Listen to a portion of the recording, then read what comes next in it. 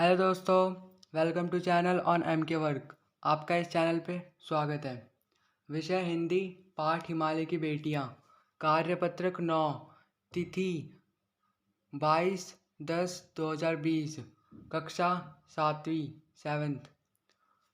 ये हमें गद्यांश दे रखा है और इसके आगे इससे रिलेटेड कुछ क्वेश्चंस दे रखे हैं। तो आइए हम इस गद्यांश को पढ़ते हैं। खेलते खेलते जब ये जरा दूर निकल जाती है तो देवदार, चीड़, सरो, चिनार, सफ़ेदा, कैल के जंगलों में पहुंचकर शायद इन्हें बीती बातें याद करने का मौका मिल जाता होगा।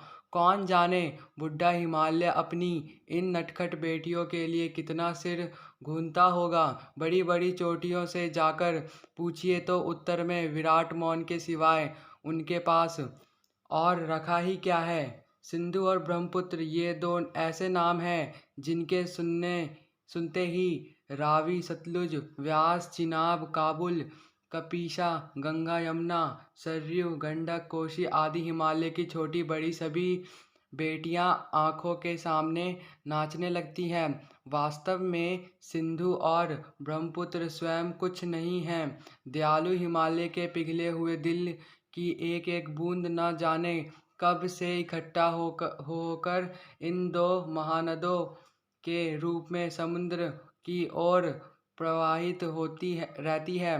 कितनी सौभाग्यशाली है वह समुद्र जिसे पर्वतराज हिमालय की इन दो बेटियों का हाथ पकड़ने का श्रेय मिला। यह हमने गद्यांश पूरा कंप्लीट कर लिया है। अब इससे रिलेटेड कुछ क्वेश्चंस दिए गए, तो आइए अब इसे सॉल्व करते हैं। आप चाहे तो इन प्रश्नों के उत्तर आप यहाँ से भी देख सकते हैं।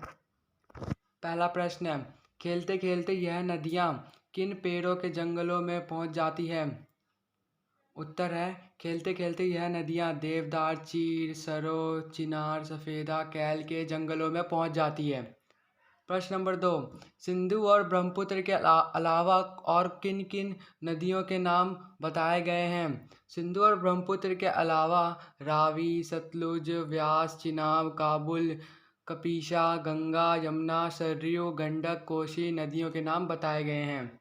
प्रश्न नंबर 3, सिंधु और ब्रह्मपुत्र की क्या क्या विशेषताएं बताई गई है। आइए अब इनकी विशेषताएं देखते हैं। उत्तर है, सिंधु और ब्रह्मपुत्र हिमालय की दो ऐसी नदियां हैं जो दयालु हिमालय के पिछले हुए दिल की एक एक बूंद से निर्मित हुई है। इनका रूप विशाल और विराट है। इनका रूप इतना लुभावना है कि सौभाग्यशाली समुद्र भी पर्वतराज हिमालय की इन दो बेटियों का हाथ थामने पर गर्व महसूस करता है।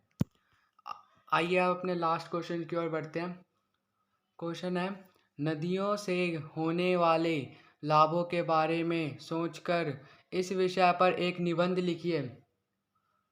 तो नदियों से जो जो लाभ होते हैं उस पर एक निबंध लिखना है।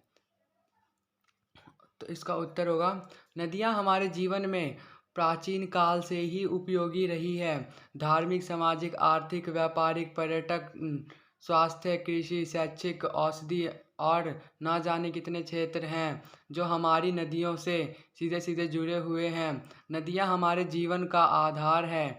नदियों के आसपास का क्षेत्र उपजाऊ होता है। गंगा यमुना का क्षेत्र इसी कारण अधिक उपजाऊ है क्योंकि सिंचाई के लिए सरलता से जल मिल जाता है। इस प्रकार नदियों ने रोजगार में अपना महत्वपूर्ण योगदान दिया है। यह हमारी आज की वर्कशीट कंप्लीट हो चुकी है।